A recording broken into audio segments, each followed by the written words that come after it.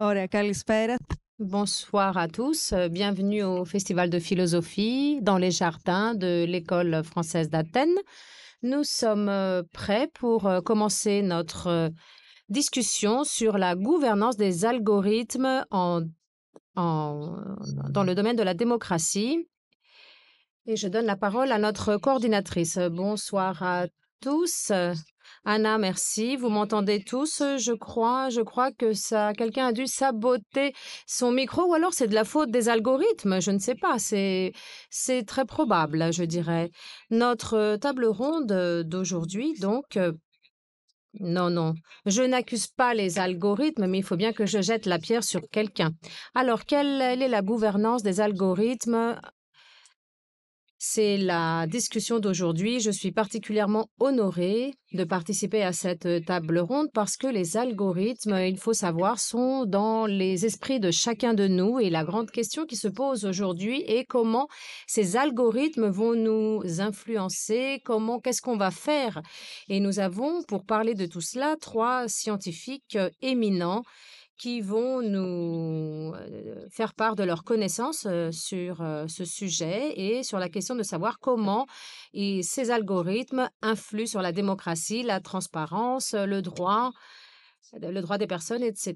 J'ai à mes côtés Célia Zolinsky, qui est professeure de droit à l'Université de Paris-Sorbonne, qui est spécialiste en matière de droit numérique. J'ai avec moi aussi Vagelis Karkaletsis, nous avons changé de place, qui est le directeur de l'Institut d'informatique et des télécommunications à l'Institut EKF de Démocritos et qui a fait beaucoup de projets sur l'IA et des comités aussi sur les intelligences artificielles, et Madame Liliane Mitru, qui est professeure de droit au département de l'EG et qui est spécialiste en matière de protection des données et de droit informatique. J'aimerais tout d'abord donner la parole à mes invités avant de commencer les questions pour qu'ils puissent se présenter et nous dire ce qu'ils font pour ce qui est de l'intelligence artificielle. Donc, c'est la partie de leur CV qui nous intéresse le plus et peut-être une note personnelle sur ce que représente pour eux, pardon, la technologie des algorithmes. Madame Zolinsky. Voilà. Bonsoir à toutes et à toutes. Bonsoir à toutes et à tous. Désolée, je ne m'exprimerai qu'en français et je suis ravie d'être ici. Un grand merci pour cette invitation. Donc, en ce qui concerne mon intérêt pour l'intelligence artificielle, il vient, j'allais dire avant tout, de mes fonctions académiques. Donc, en tant que professeur spécialisé en droit du numérique à l'Université Paris 1 Panthéon-Sorbonne, où je co-dirige un observatoire de l'intelligence artificielle que l'on a créé afin de réunir une communauté interdisciplinaire parmi les enseignants-chercheurs, les doctorants de l'Université Paris 1 en droit, je suis professeur de droit, mais également en philosophie, en art, en géographie, en économie, en histoire, en marketing. Parmi les 28 disciplines que compte l'Université Paris 1, nous allons nous rassembler pour réfléchir aux enjeux sociaux de l'intelligence artificielle. Ces enjeux, je les appréhende également en tant que membre du Comité national d'éthique du numérique, créé en 2019 par le Premier ministre en France, où nous réfléchissons à des enjeux comme, par exemple, les IA génératives, comme le déploiement des métaverses, comme les enjeux de désinformation également. Je les interroge également au sein d'un organisme placé auprès du ministère de la Culture français pour réfléchir aux enjeux de droit d'auteur sur lesquels on reviendra également aujourd'hui. Et je les interroge aussi en tant que personnalité qualifiée de la Commission nationale consultative des droits de l'homme, qui est un organisme français en charge de vérifier que la France respecte ses engagements au titre des traités internationaux relatifs aux droits humains. Et ici, bien sûr, les systèmes algorithmiques d'intelligence artificielle nous questionnent éminemment sur un certain nombre de ces enjeux et nous y reviendrons, j'imagine, dans la discussion.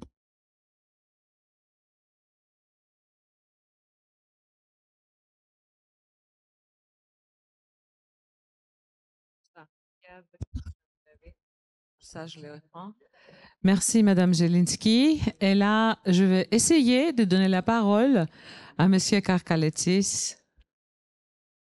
Καλησπέρα. Bonsoir, je suis ravie d'être aujourd'hui ici dans ces magnifiques jardins. Comme Valia l'a dit tout à l'heure, travaille à l'Institut Démocritos. Je m'occupe de l'intelligence artificielle depuis le début des années 90, lorsque je faisais mon diplôme de mémoire en intelligence artificielle. Et à l'époque, on ne parlait pas beaucoup d'intelligence artificielle. À cette période, pour la première fois, je me suis occupée de questions comme le traitement de la langue naturelle, comment est-ce qu'on peut analyser par l'intelligence artificielle de nombreux documents dans diverses langues. Comment est-ce qu'on peut aussi extraire des connaissances de ces textes et la reconstituer? Donc, reconstitution de la connaissance, qui est un autre domaine. Par la suite, j'ai fait mon doctorat dans le traitement de cet langage à l'Université de Capodistrienne en collaboration avec l'Institut Démocritos. Et à la fin des années 90, je suis donc chercheur à l'Institut Démocritos et je m'occupe de questions ayant trait à l'intelligence artificielle. Pour ceux qui ne le savent pas, le Centre de recherche de sciences physiques a une grande tradition en matière d'intelligence artificielle. Dans les années 70 déjà, il y avait des groupes, des équipes qui s'occupaient du traitement de la langue naturelle et de l'analyse de l'image dans notre institut. Aujourd'hui, les choses sont différentes. Nous ne sommes pas fermés dans nos laboratoires en train d'écrire des papiers. Tout le monde parle d'intelligence artificielle et cela a un impact positif dans notre travail. Notre institut a beaucoup grandi, il faut le dire, ces dernières années. Nous sommes plus de 300 personnes qui travaillons à cet institut d'informatique et de télécommunication et les 2 tiers de ces personnes s'occupent de la recherche et du développement de la technologie en intelligence artificielle avec plusieurs champs d'application. Un rôle aussi important dans le cadre de programmes européens. On a un rôle de coordination. J'en parlerai aussi, la plateforme européenne d'intelligence artificielle. Et comme l'a dit Valia, je suis membre au comité national de bioéthique jusqu'à il y a 2 ans. C'était avant appelé comité de bioéthique et c'est devenu comité de numérique technique. Et ces dernières années, je suis membre de du comité national consultatif auprès du Premier ministre du pays pour les questions d'intelligence artificielle et je prépare le plan de la stratégie nationale pour l'intelligence artificielle. Merci beaucoup. C'est nous qui vous remercions, Vagelis Karkaletsis, et nous allons maintenant passer à Madame Liliane Metru. Merci beaucoup pour votre invitation. Moi, dans les années 70, je dois dire que je rêvais de travailler à l'Institut Démocritos parce que j'étais particulièrement attirée par la relation entre la technologie et les sciences positive. Et je travaille dans le droit et mon doctorat en Allemagne était une comparaison entre le modèle de protection des données allemand et français. Voilà. Donc, il y a cette parenté avec la pensée française en la matière, une pensée que j'essaye de suivre, il faut le dire. L'intelligence artificielle maintenant, de la part du juriste, il faut savoir que c'est plus tard que nous avons compris son importance. Moi, je suis fière de dire que je me suis occupée de ces questions en 2018. Peut-être que c'est très peu. Il faut savoir donc aujourd'hui, c'est un débat important, une étude importante qui est faite sur la question de savoir si le droit de protection des données peut relever les nouveaux défis d'intelligence artificielle. Dans le cours des choses, vous le constaterez tous que l'intelligence artificielle, c'est le mot à la mode, c'est un mot qu'on entend partout et aujourd'hui, on se retrouve à nous occuper beaucoup de cette question avec les doctorants. Nous écrivons beaucoup là-dessus. Nous avons un échantillon de notre travail qui a été publié. Est-ce que les algorithmes peuvent gouverner? Et nous travaillons aujourd'hui en matière d'intelligence artificielle dans le secteur public. Que signifie l'utilisation de ces systèmes? Je suis membre du comité du ministère de la Justice pour l'usage de l'intelligence artificielle dans le domaine de la justice. Voilà, en 2, 3 mots. Merci beaucoup, Madame Mitrou. Avant de commencer, j'aimerais peut-être dire 2, 3 petits mots. C'est peut-être la première fois où, au niveau mondial, la législation s'efforce de suivre ces évolutions, les évolutions qui se déroulent. Jamais dans le monde de la technologie auparavant, la législation ne s'était intéressée sur ces questions. Nous avons l'acte pour l'intelligence artificielle de l'Union européenne qui, dans les jours prochains, est finalisé et viendra s'intégrer dans les législations nationales des 27 États membres. En décembre dernier, nous avions une ordonnance de Biden. Même les États-Unis ont dit ce vilain mot, ce gros mot, comme disent les Français, réglementation. Après, par la suite, on a eu, c'était le tour de Sunak, le Premier ministre britannique, qui a demandé, qui a invité d'autres pays à se réunir Με το θέμα της ρύθμισης à Bletchley pour voir ce qu'il en était de ces réglementations. Il y a eu une première réunion, il y a eu une déclaration par la suite, et 21 mai, il y a quelques jours, c'est la deuxième réunion à Séoul avec des décisions qui ont été prises. L'Union européenne et d'autres pays européens, dont la France, l'Allemagne et le Royaume-Uni, vont créer des instituts de recherche sur l'intelligence artificielle, sur la sécurité de l'intelligence artificielle, et la sécurité implique aussi le droit. Donc, on a un bouleversement, comme si vous voulez, au niveau mondial pour ce qui est du cadre juridique.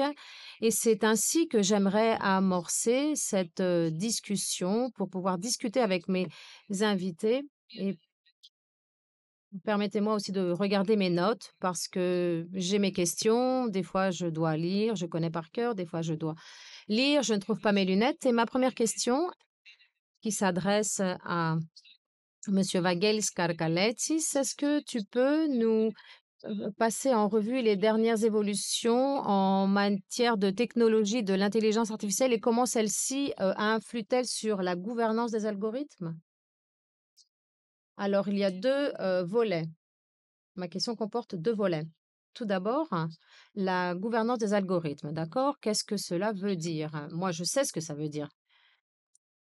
Alors, ce n'est pas seulement pour l'intelligence artificielle. En raison de tout ce qui se passe avec l'intelligence artificielle, tous les informaticiens sont intelligence artificielle, mais la gouvernance des algorithmes, c'est quelque chose qui existait depuis le passé déjà. Et cela concerne des règles et des bonnes pratiques pour le développement et l'usage d'algorithmes.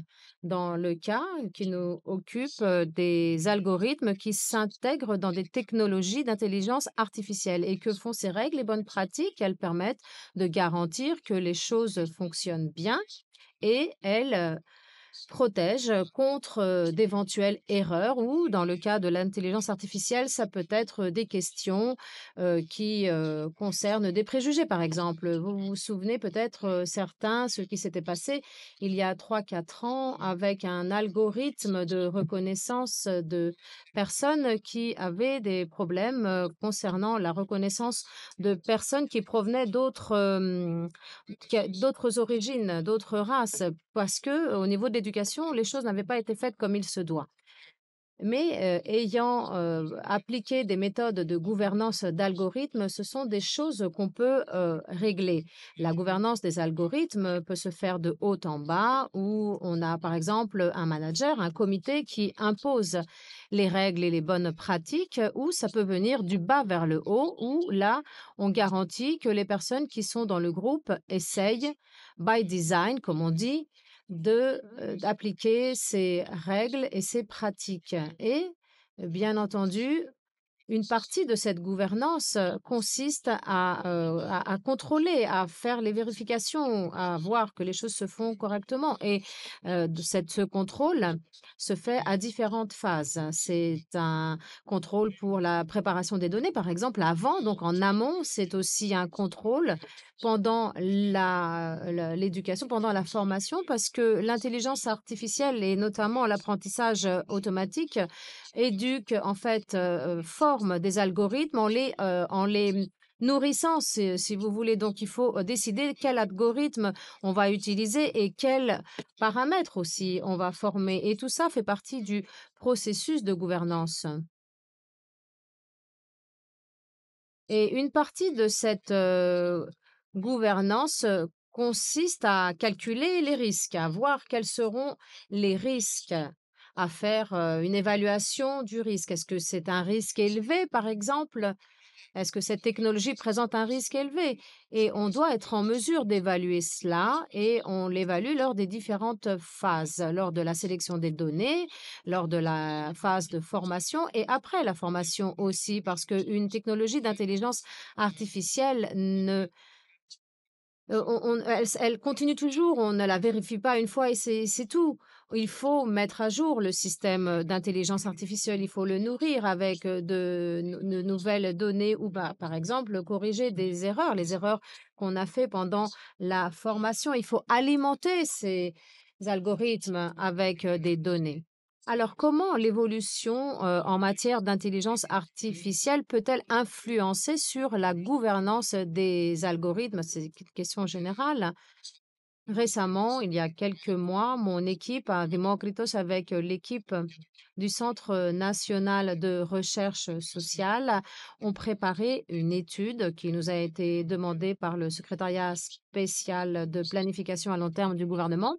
On a préparer une étude de prévision, une foresight study, comme on dit en anglais, pour l'IA générative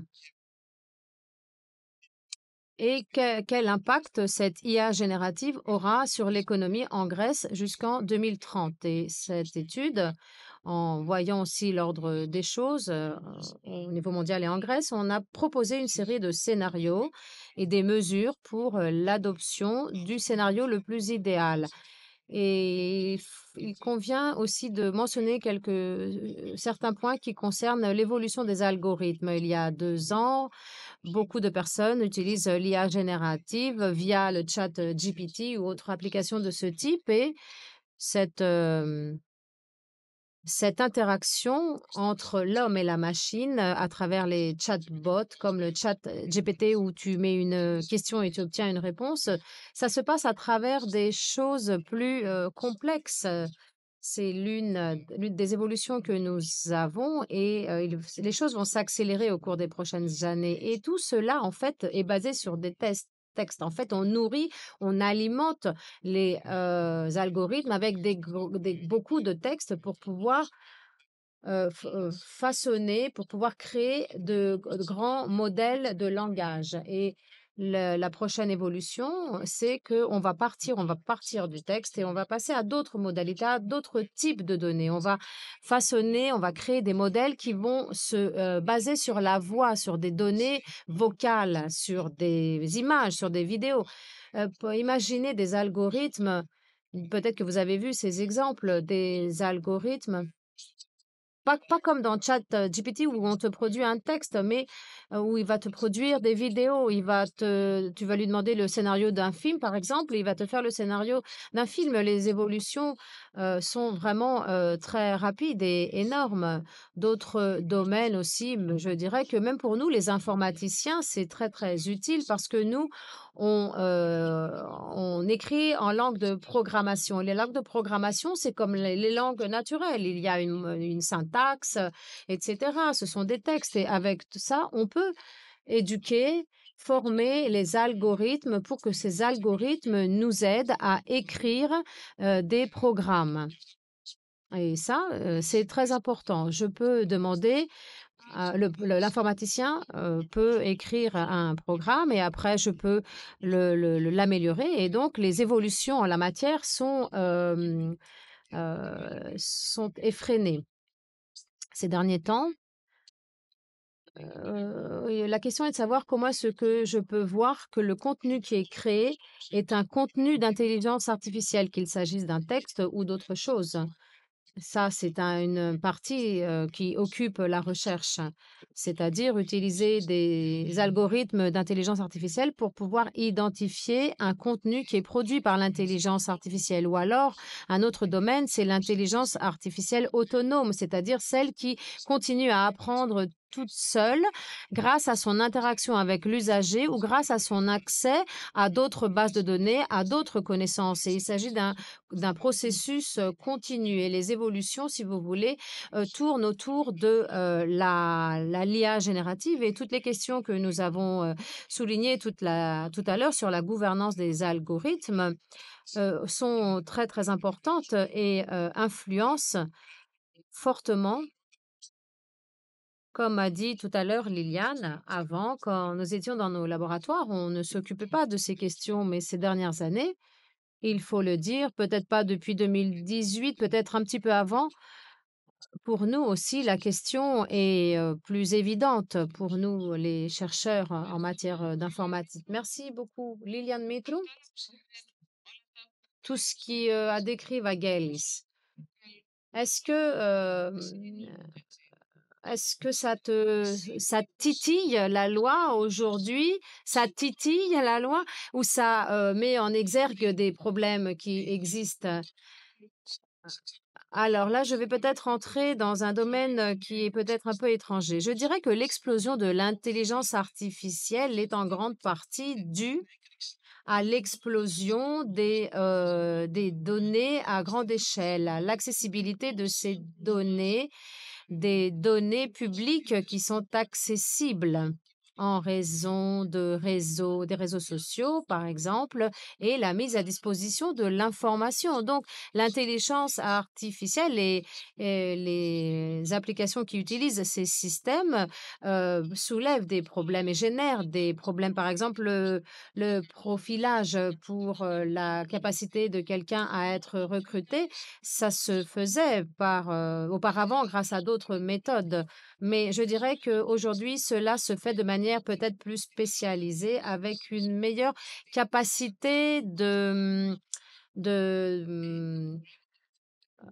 d'accessibilité aux informations disponibles.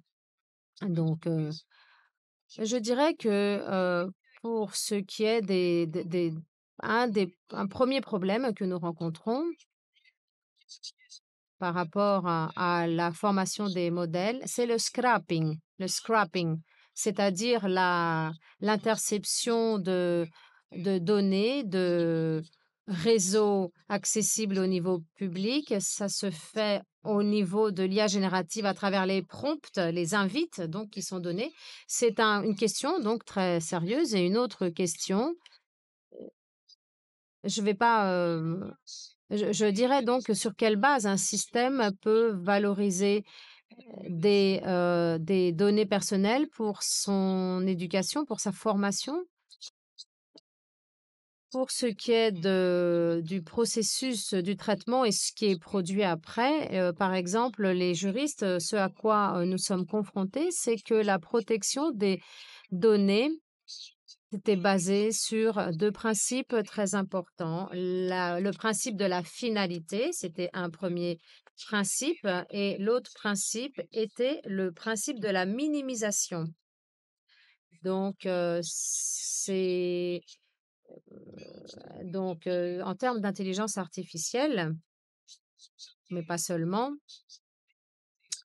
cela n'est pas le cas, c'est-à-dire que à travers un processus qui n'est pas transparent, il peut y avoir de nouveaux usages, de nouvelles données, des informations qui concernaient des personnes anonymes ou des données anonymes, des pseudonymes, et à travers cette combinaison, qu'on puisse créer des corrélations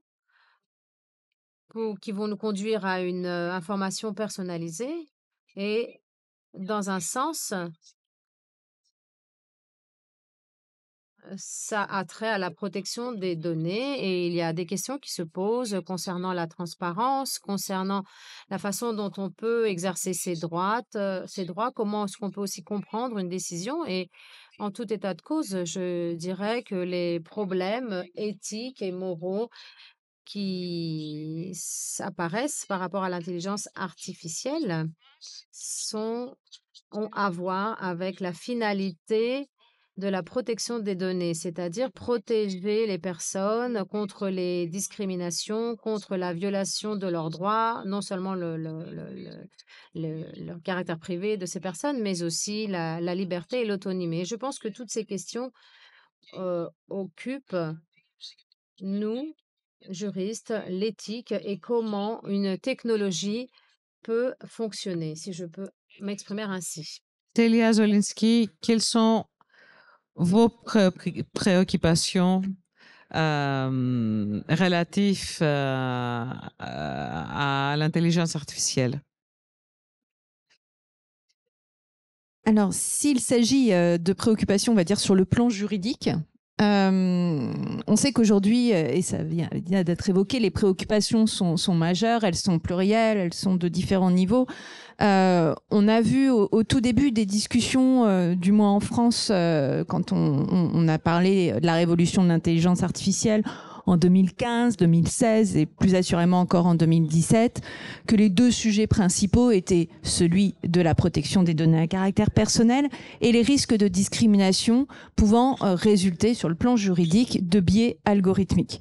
Donc c'était surtout là-dessus que l'on essayait de travailler, où la mission pilotée par Cédric Villani avait mis un accent, et aussi l'enjeu juridique était de favoriser l'accès aux données qui était la condition pour garantir une compétitivité des industriels français ici et européens plus généralement dans cette course, pour pas dire guerre géopolitique autour de l'intelligence artificielle qui allait devenir et qui est probablement déjà aujourd'hui une des clés des différents positionnements géostratégiques, économiques, sociaux, peut-être même aujourd'hui en termes de conflits dans le monde. Donc le droit était là aussi pour accompagner cet accès plus favorable aux données dans la protection du droit des données à caractère personnel. Il y a eu un certain nombre de textes adoptés par l'Union européenne pour favoriser cet accès aux données. Avec l'essor, avec la démocratisation, on va plutôt dire des IA génératives, puisque les chercheurs en informatique nous interpellaient déjà depuis longtemps sur les potentialités des transformers, on a vu finalement s'amplifier l'ensemble des préoccupations, j'allais dire juridiques, mais aussi techniques, autour de la préservation de l'ensemble des droits humains pouvant être impactés par certains usages de ces systèmes algorithmiques, tout en préservant également le potentiel d'innovation sans précédent, on l'a évoqué lors de l'introduction, que ces outils, dont ces outils sont le support. Au titre de ces enjeux, je voulais peut-être en citer deux qui me semblent particulièrement d'actualité, qui tournent autour tous deux de ces hyper-trucages qui ont aussi été évoqués, puisqu'on voit que depuis l'essor des IA génératives, la question de la désinformation, de l'impact sur le débat civique et j'allais dire démocratique devient centrale. Aujourd'hui, et ça a été évoqué au cours des grands sommets internationaux il y a quelques mois, beaucoup manifestent leurs inquiétudes sur l'influence sur le débat démocratique d'un hypertrucage. On l'a vu déjà sur certaines élections qui sont proches de nos pays. Et c'est tout à fait préoccupant puisqu'on le sait que l'année 2024 va être le moment d'un grand nombre d'élections de par le monde, et notamment de nos élections européennes qui sont si importantes au jour d'aujourd'hui. Et d'ailleurs, OpenAI, il y a quelques jours, a révélé que son système a été utilisé dans 5 campagnes d'organisations privées et publiques venant de Russie, de Chine, d'Irak et d'Israël pour manipuler l'opinion publique à des fins géostratégiques. Donc maintenant, on le savait, c'est documenté.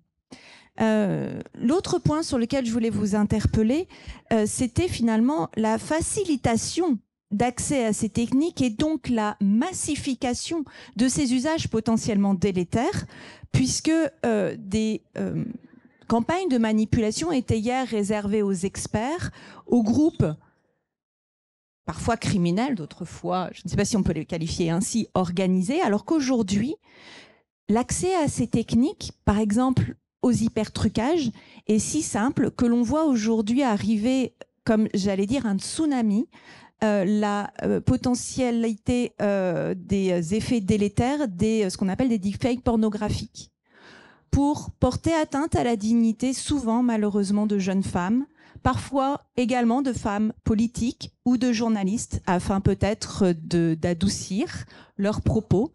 Et ces effets sont manifestement dramatiques. Et ces techniques, elles sont aujourd'hui entre les mains de n'importe qui.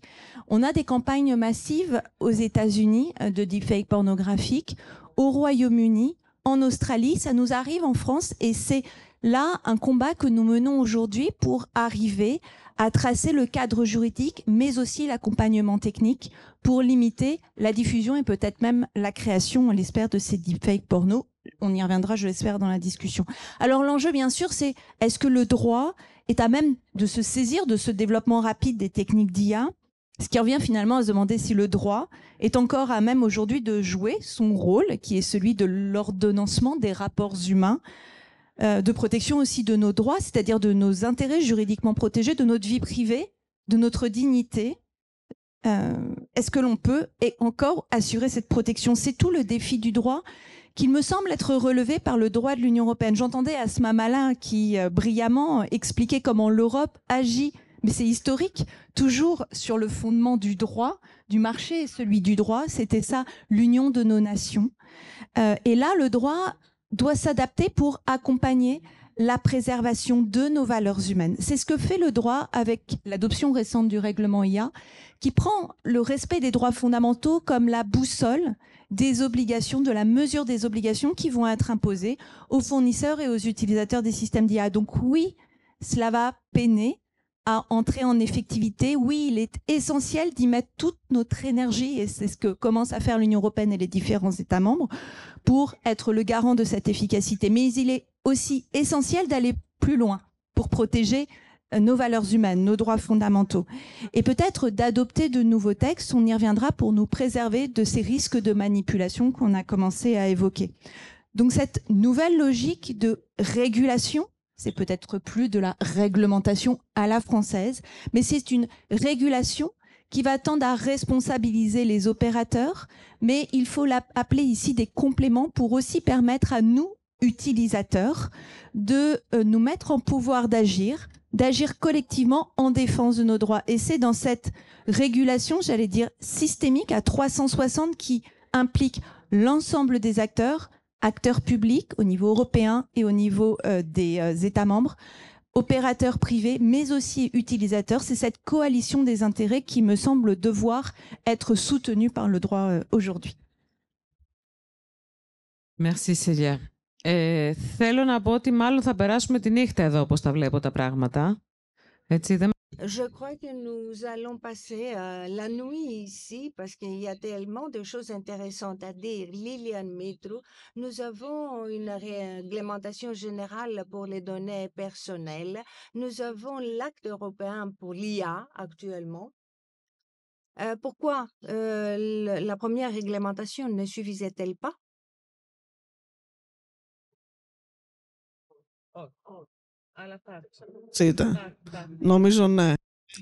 Oui, ça vient.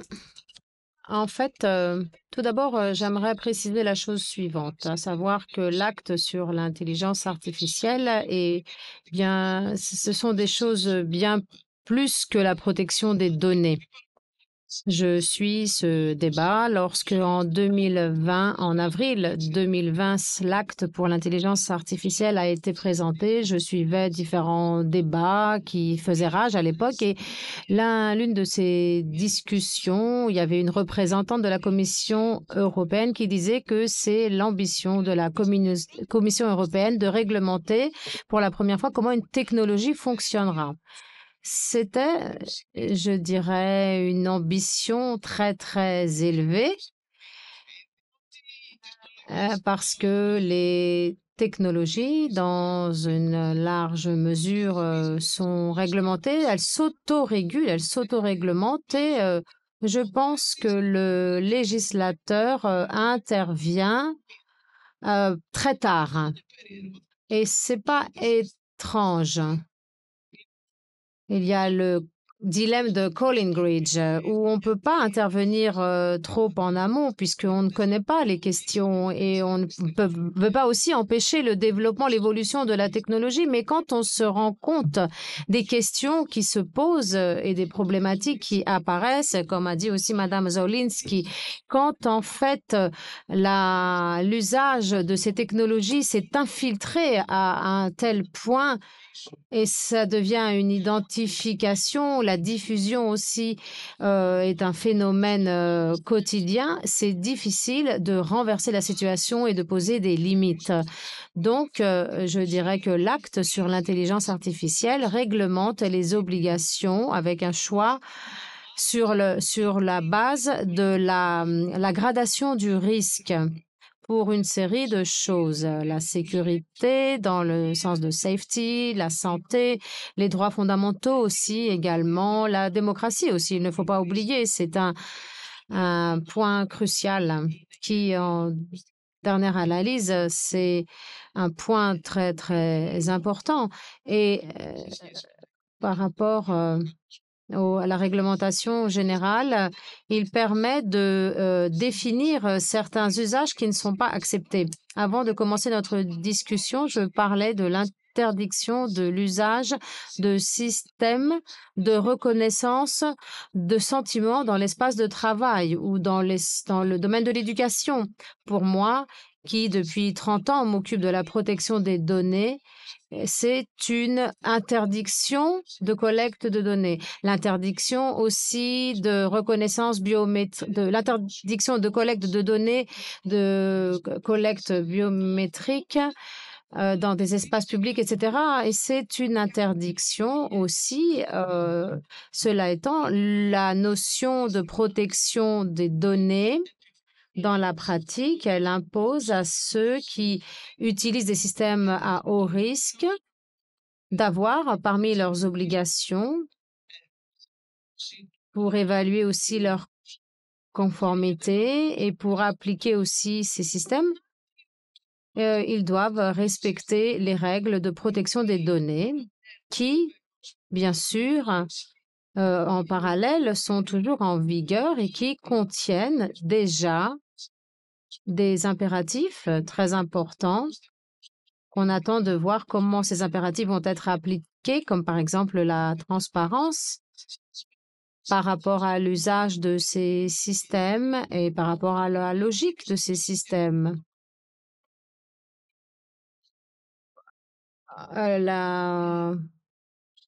Comme aussi, par exemple, le fait qu'on peut s'opposer à certains usages d'intelligence artificielle dans des cas très rares, il est vrai, et demander l'intervention humaine. C'est pas facile d'appliquer cela parce que on verra ce que signifie l'intervention humaine en termes de protection des données et que signifie la supervision humaine pour l'intelligence artificielle et pour les orientations en matière d'intelligence artificielle. Ce ne sont pas de notions qui sont identiques et il faut voir comment cette synergie de ces textes va pouvoir fonctionner. Régulation et déréglementation en faisant une distinction entre les deux. Et là, on passe de l'acte sur les données personnelles à l'acte IA. Comment tout ça a un rapport avec les gouvernances des algorithmes? Est-ce que c'est la même chose? On comprend plus rien. Est-ce que c'est la même chose? C'est pas la même chose? C'est quoi? Oui, on partage, oui. On partage le micro. En réalité, ce que l'on voit depuis plusieurs années, c'est une recherche de la logique qui permettrait de s'adapter face à, on l'a vu, une évolution extrêmement rapide, des cycles de plus en plus courts d'innovation. Et encore une fois, l'accélération considérable qu'on a vue avec l'essor de ChatGPT, de Midjourney, de Stable Diffusion. Il ne faut pas oublier ces IA génératives d'images qui impactent aussi fortement, on l'a pas dit, mais c'est un point essentiel, les droits des artistes, ceux des organes de presse également, on pourra y revenir. Donc on doit accompagner cette évolution par cette logique qui va finalement permettre aujourd'hui d'identifier le bon niveau d'obligations, quelles obligations en termes de gouvernance des données, en termes de garantie de la sécurité, en termes de préservation des droits des tiers. Encore une fois, c'est l'exemple de la préservation des droits d'auteur qui peut être cité là. Et puis, finalement, comment aussi permettre à des opérateurs d'attester de leur conformité à ces règles. Et là, on va regarder aussi quelle est la place d'autres mécanismes, mais je ne vais pas embêter l'Assemblée qui n'est pas là pour entendre une leçon de droit un vendredi soir dans un jardin si agréable pour un festival de philosophie, mais de voir aussi quelle va être la place d'autres instruments, des codes de conduite qui vont être conçus avec l'accompagnement du régulateur et l'intervention des opérateurs pour être en adéquation avec les besoins et les pratiques. Là, on peut juste regretter peut-être, en tout cas, nous, c'est ce qu'on porte avec un certain nombre d'autres chercheurs, de faire toute sa place à la société civile également, qui au nom aussi, par exemple, de la défense des droits des utilisateurs finaux, pourrait avoir vocation à entrer dans le débat. Je songe également aux représentants des salariés. On avait beaucoup travaillé au sein de la Commission nationale consultative des droits de l'homme sur comment assurer l'écoute, ce dialogue social lorsqu'une entreprise, une administration vient utiliser un système algorithmique, non seulement pour organiser ses ressources humaines, mais aussi pour organiser différemment les tâches confiées à l'agent, fonctionnaire ou salarié. Donc comment réintégrer ce dialogue social? C'est une autre façon de mobiliser la notion donc de contrôle humain. Comment garder la main sur les systèmes algorithmiques. Et ça va être fondamental. Et ce qui est important peut-être aussi à ajouter, c'est que cela suppose une formation par exemple des représentants des personnels pour qu'ils puissent comprendre quel système algorithmique il est préférable de choisir. Qu'est-ce que ça va impacter demain que finalement on va avoir certaines tâches de nos emplois qui vont être substituées par de l'intelligence artificielle. Oui, les tâches peut-être les plus répétitives, les plus lassantes, au profit de ce qui est le mieux dans nos métiers, de l'excellence de nos tâches intellectuelles. Mais quels vont être aussi les effets en termes finalement de surcharge cognitive que cela pourrait induire. Donc de comprendre aussi ces impacts, et ça appellera aussi d'impliquer des chercheurs en neurosciences, de comprendre comment l'humain est fait. Et qu'on est peut-être, en tout cas je ne sais pas, je suis que professeur de droit, mais on n'est pas fait non plus pour être excellent peut-être tout le temps. Il faut une alternance dans nos tâches intellectuelles et il faut aussi une formation. Donc nous, une de nos grandes préoccupations par exemple à l'université aujourd'hui, c'est comment vont se former nos jeunes étudiants. Nos étudiants qui vont en stage, en entreprise, en cabinet d'avocat. ChatGPT, c'est un super stagiaire.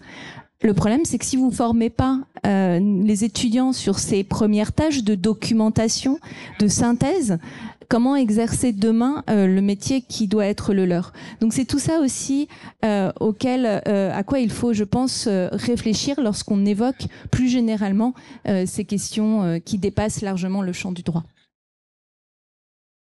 Merci Célia. Βαγγέλη Καρκαλέτση. Ποιος μπορεί να είναι ο ρόλος των επιτροπών? Quel peut être le rôle des comités d'éthique, bioéthique, technoéthique? Quel peut être le rôle de ces comités? Est-ce que c'est peut-être aussi des scientifiques qui sont un petit peu coupés de la société?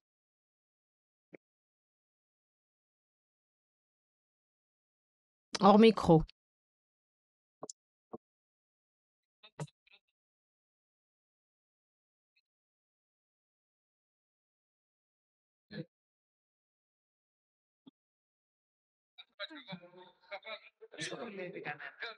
Ναι, νομίζω ακούγομαι τώρα.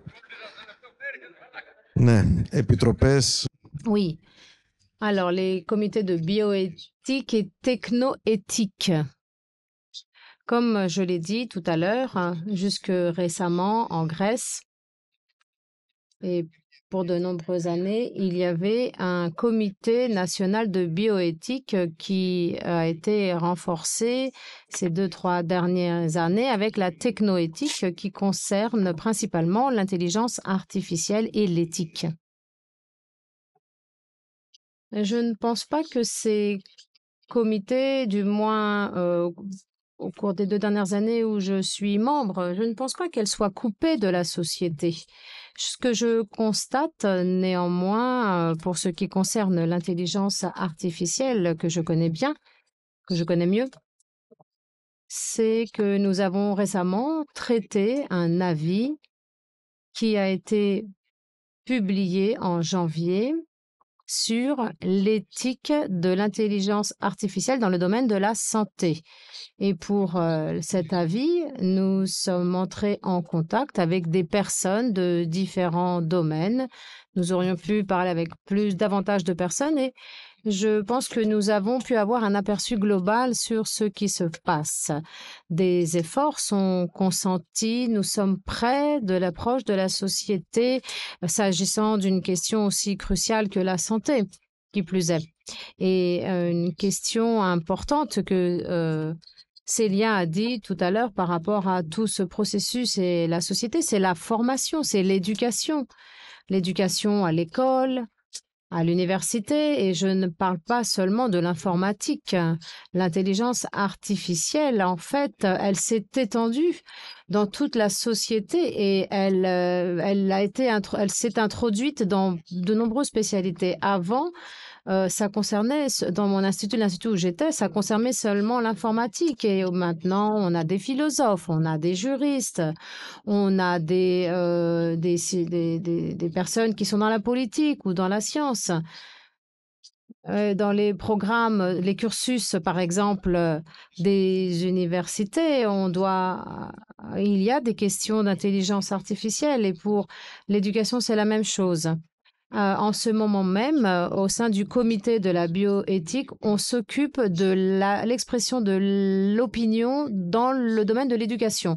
Je pense que c'est l'éducation qui va être davantage influencée par rapport aux autres domaines, qui va davantage être utilisée de l'usage de l'intelligence artificielle. L'intelligence artificielle change beaucoup de choses, notamment en matière d'éducation. Et nous, au sein de ce comité, on s'occupe de l'impact de l'intelligence artificielle au niveau de l'éducation, que ce soit dans le primaire, secondaire ou après. ChatGPT est arrivé et il a entraîné de nombreux changements avec lui. Cette technologie a été accessible à tout le monde. Les enfants aussi ont accès à cette technologie sans qu'ils connaissent les principes de l'intelligence artificielle, sans que les professeurs ou les enseignants ne sachent comment utiliser cette intelligence artificielle en tant qu'outil dans l'éducation et comment est-ce qu'ils vont enseigner, comment est-ce qu'ils vont parler d'intelligence artificielle. Et ce sont des questions auxquelles nous devrons répondre et ce sont des questions qui nous préoccupent au sein de notre comité. Et aussi, et c'est important pour nous, les chercheurs, il y a un comité national de bioéthique et de technoéthique au sein des universités et d'autres fondations. Il y a des comités de déontologie de la recherche. C'est notamment ces dernières années, j'ai le sentiment qu'un travail est fait. Et ces comités sont interdisciplinaires. Il y a des scientifiques de différents domaines, des juristes. Et on parle pas seulement de l'intelligence artificielle, mais on parle d'autres technologies. Et ce que font ces comité, leur mandat, si vous voulez, c'est tu commences un nouveau projet d'intelligence artificielle, d'accord. Tu as d'abord un contrôle qui est fait, tu dois répondre à un questionnaire sur l'impact éthique, moral de l'intelligence artificielle et c'est tout. Il n'y a aucun contrôle après. Plus le projet avance, il n'y a pas de contrôle.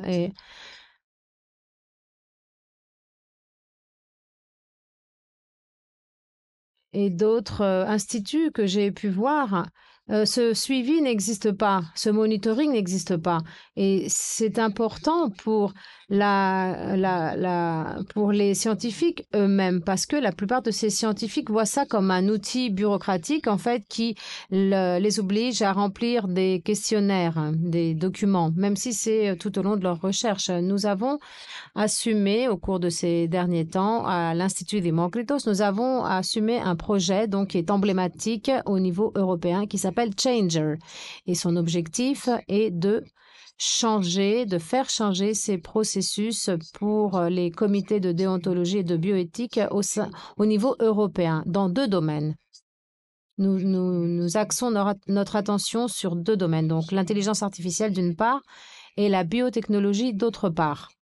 Et nous nous occupons de renforcer ces comités avec des outils qui faciliteront le monitoring, le suivi de la recherche en matière d'éthique et de déontologie pendant la mise en œuvre d'un projet de recherche.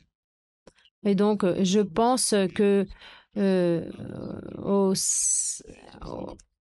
au sein des différents comités, au sein des comités nationaux, nous essayons de voir ce qui se passe autour de nous. Merci beaucoup.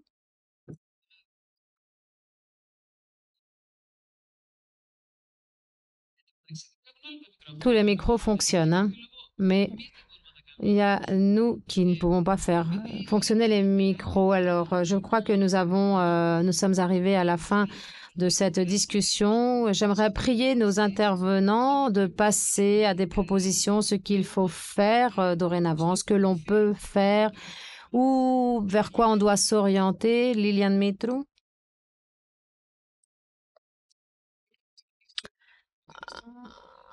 Alors, mon micro est ouvert. Les propositions, vous savez, je crois que le débat mène à des propositions. La question majeure est l'éducation, la formation, pas seulement au niveau de l'école, de l'université, mais le sentiment et la prise de conscience qu'on vit dans une autre société avec d'autres obligations. Pour moi, il y a une phrase qu'on utilise, c'est l'awareness, la prise de conscience en fait. Avoir une éducation, ça ne suffit pas. L'éducation, c'est pas seulement d'avoir des compétences numériques, d'acquérir ces compétences numériques, mais c'est aussi prendre conscience de ce que tout cela signifie pour le domaine professionnel, pour la participation aux procédures démocratiques. Qu'est-ce que cela signifie pour ta participation à une série d'activités? Et puisque c'est la fin de cette table ronde, permettez-moi de dire que le problème de ChatGPT et tous les programmes de l'IA générative, c'est 2 choses. Un, la culture et la connaissance, c'est-à-dire que dans une large mesure, il y a une normalisation, une homogénéisation. Il y a un risque. Il y a le risque de la normalisation et de l'homogénéisation dans toute une série de choses. Par exemple, dans le domaine de la justice, l'usage de l'intelligence artificielle pour pouvoir soutenir des décisions comporte un risque si le juriste n'est pas en mesure de contrôler cela. Il doit être très qualifié, avoir beaucoup de compétences. Il faut qu'il y ait une répétition. Nous avons donc cette question et un autre problème par rapport à l'usage massif de l'IA générative. c'est la désinformation. Célia en a parlé tout à l'heure et il faut le souligner. C'est le modèle anthropomorphiste, c'est-à-dire c'est ce à quoi aspire ChatGPT, c'est-à-dire ce sentiment de penser qu'on connaît la vérité, par exemple. Et je pense que tout ça, ça va mettre en exergue ces problèmes de désinformation. Il est crucial d'investir dans l'application de l'intelligence artificielle. Il faut aussi investir dans l'éducation des citoyens pour que ceux-ci puissent reconnaître les conditions préalables et les conséquences de l'usage de l'intelligence artificielle à tous les niveaux de leur vie. Il y a eu un texte du Conseil européen publié récemment et qui souligne à plusieurs reprises le fait que les citoyens, les utilisateurs, ne sont pas en mesure, ne connaissent pas, même si c'est signalé, ils ne savent pas que tout ce qu'ils donnent comme réponse va être utilisé pour leur éducation et c'est très crucial. Le risque avec les réseaux sociaux, c'est qu'on a le sentiment qu'on parle à un niveau personnel sans connaître notre audience ou le monde ou celui qui va utiliser cette information. Si on le fait consciemment, ça va, mais si on ne le sait pas, c'est un problème. Merci beaucoup.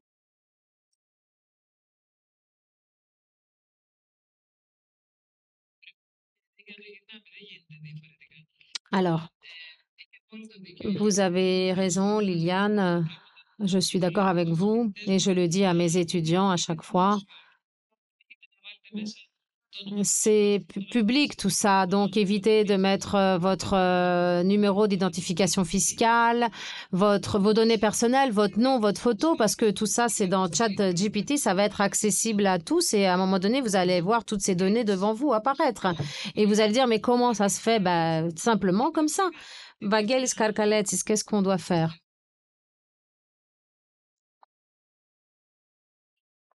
Je vais parler d'outils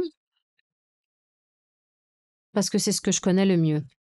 Liliane a parlé des questions de l'application de l'intelligence artificielle, de la législation.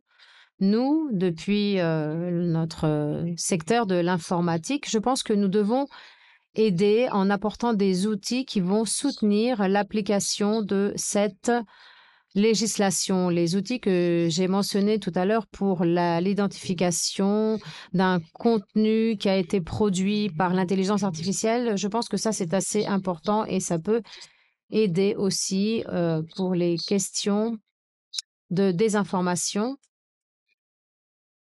Pouvoir qualifier les systèmes d'intelligence artificielle les qualifier avec un label de confiance selon les critères de l'acte sur l'intelligence artificielle, mais en donnant des outils à ceux qui développent la technologie lorsqu'ils conçoivent et mettent en œuvre cette technologie, et qu'il y ait des outils pour les aider dans ce processus pour leur permettre de reconnaître que c'est pas à certains moments compatible avec la législation. Et pour ceux qui contrôlent des systèmes d'intelligence artificielle, des systèmes, leur donner des outils pour qu'ils puissent contrôler comment un système d'intelligence artificielle applique ou non les critères définis par la loi, par la législation, des principes dont on parle. Et il y a beaucoup de travail qui est fait à ce niveau-là.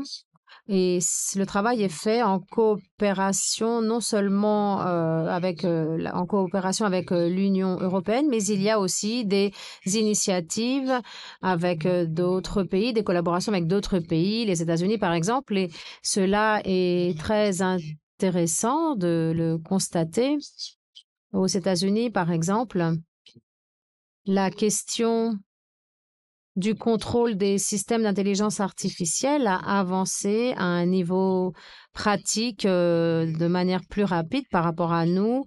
Il y a des normes qui ont été adoptées par le ministère de l'Industrie. Il y a donc une expérience, un savoir-faire derrière tout cela et qui essaye d'être valorisé. Il y a des synergies également, par exemple, entre l'organisation des ingénieurs qui a développé une méthodologie et des outils pour pouvoir évaluer les systèmes d'intelligence artificielle. Et il y a aussi des discussions avec des comités européens correspondants qui nous font part de leur expérience et qui ont tout à gagner des choses dont on débat dans le cadre de l'acte sur l'intelligence artificielle. Et il faut se mettre d'accord sur des principes qui pourront être contrôlés, qu'on parle de systèmes aux États-Unis et en Europe. Mais les choses ne sont pas simples, il faut le dire, parce que le monde occidental, le Canada, les États-Unis, l'Europe, peut-être qu'on partage certaines valeurs, mais cela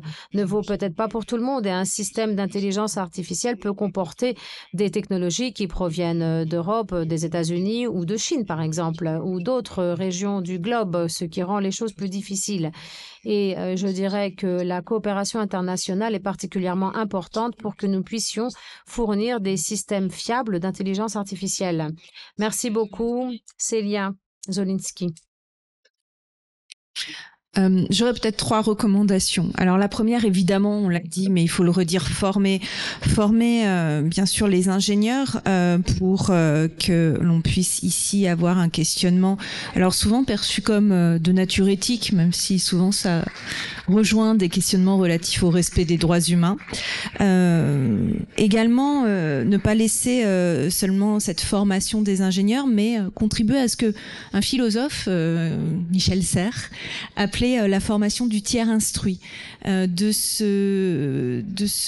homme ou cette femme à la fois nourri de sciences humaines et sociales, de réflexivité, mais aussi d'une expertise technique. Et donc c'est peut-être ces cerveaux que l'on va se charger, en tout cas à Paris 1, dans le cadre d'une nouvelle formation qu'on va ouvrir, qui s'appellera l'école de l'intelligence artificielle de la Sorbonne, qu'on va s'employer à développer pour former ces groupes d'étudiants interdisciplinaires qui resteront ancrés dans leur discipline, le droit, l'histoire, la philosophie, mais qui auront en plus cette faculté de comprendre au moins les basiques, on ne demandera pas qui c'est data scientist, mais au moins les basiques, pour accompagner cette réflexivité, puis de dialoguer en groupe interdisciplinaire. Parce que c'est peut-être ma deuxième recommandation, c'est de s'unir autour de l'interdisciplinarité.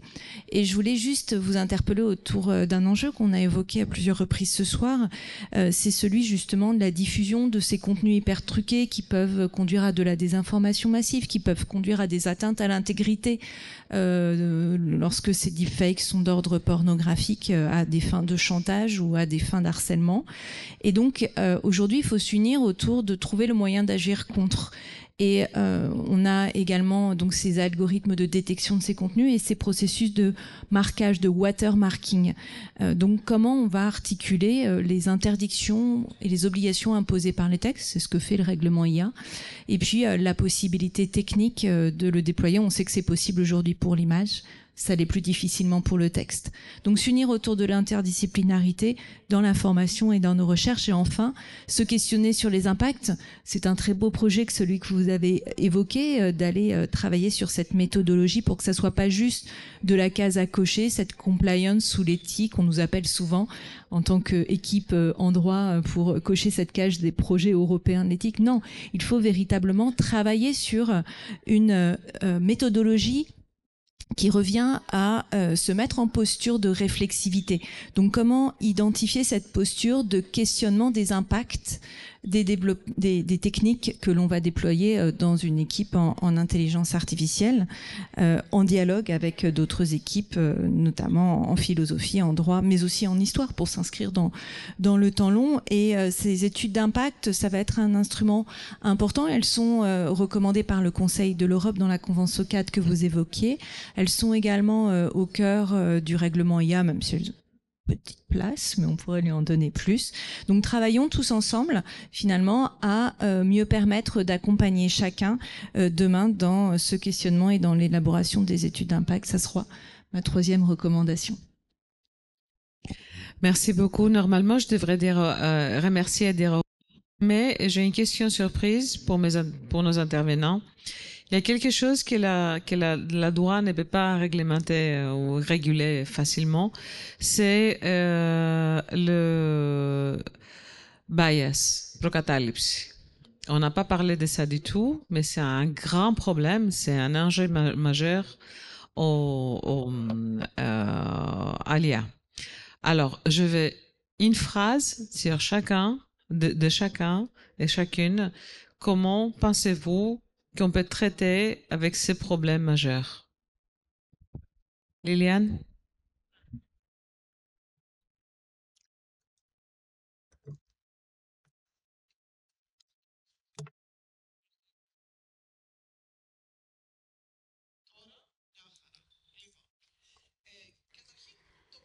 Alors, la principale question, c'est la qualité des données. C'est crucial.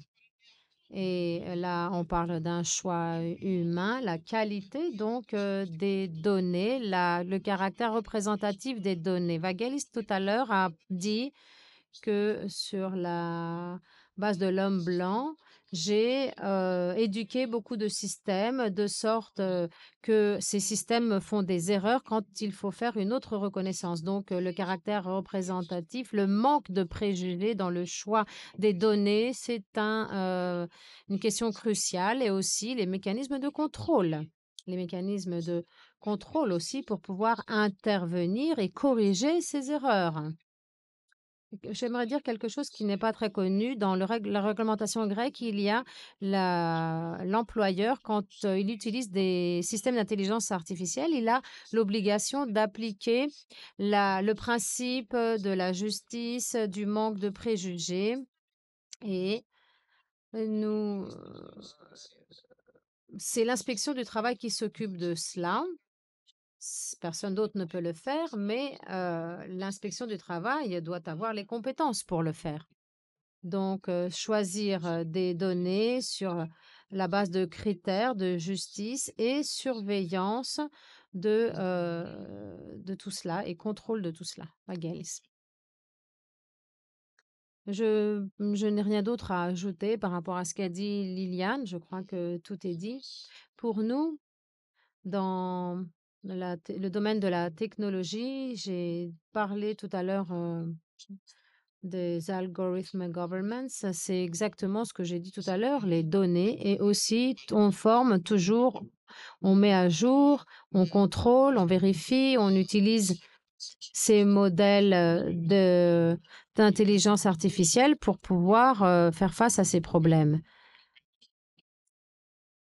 Nous sommes à un festival de philosophie et j'ai un ami professeur de philosophie qui m'avait dit, Vagelis, admettons que vous fassiez le meilleur système d'intelligence artificielle qui respecte ses principes, ses valeurs, tout ce sur quoi nous parlons, est-ce que ce système, est-ce que cet idéal, ce système idéal est parfait? Est-ce que c'est bien? Et comment est-ce que ça va influencer l'autonomie humaine? Est-ce que ça va influencer? C'est difficile si on a ce système parfait. C'est difficile. Admettons qu'on est juriste, qu'on est juge, et que le système parfait, toi, si tu dois prendre une opinion, une décision différente que ce système parfait. Pour en revenir au biais, de par un certain nombre d'échanges qu'on a pu avoir avec des ingénieurs de l'École Télécom Paris autour de l'usage de la reconnaissance d'images, on avait ce cycle de réflexion autour des biais, en rappelant que un système algorithmique repose sur des biais, mais que ça ne correspond pas nécessairement à des interdictions au sens du droit de la non-discrimination. Donc déjà, il faut se comprendre. Et il est apparu un point, oui, il faut évidemment prendre en considération la correction des biais, Mais parfois, c'est impossible, ou parfois, c'est la limite du système. Et donc, j'allais dire, la première question à se poser, c'est est-ce que dans un cas qui pourrait révéler des forts biais, est-ce que c'est le recours à ce système ou à un système d'intelligence artificielle qui est pertinent? Et ça va être notamment le cas, la question qu'on va se poser dans certains cas, peut-être même en général, pour la reconnaissance faciale dans l'espace public, question qui nous anime beaucoup, qui a beaucoup été débattue au cours des négociations du règlement IA. Merci. Ένα θερμό χειροκρότημα λοιπόν για την κυρία Μήτρου. Merci beaucoup. Toutes nos félicitations, des applaudissements. Pas de questions, mais des bières par contre. Et avec les bières, je pense que les questions apparaissent plus facilement. Alors, le 20 juin, l'Institut Dimokritos avec l'université, c'est un jeudi. L'université d'Oxford et l'université de Stanford organisent une manifestation à Athènes, au Conservatoire d'Athènes, sur la technique de l'intelligence artificielle et la philosophie d'Aristote avec des professeurs éminents de philosophie de ces deux grandes institutions. Nous vous invitons à y participer. Merci beaucoup pour cette invitation.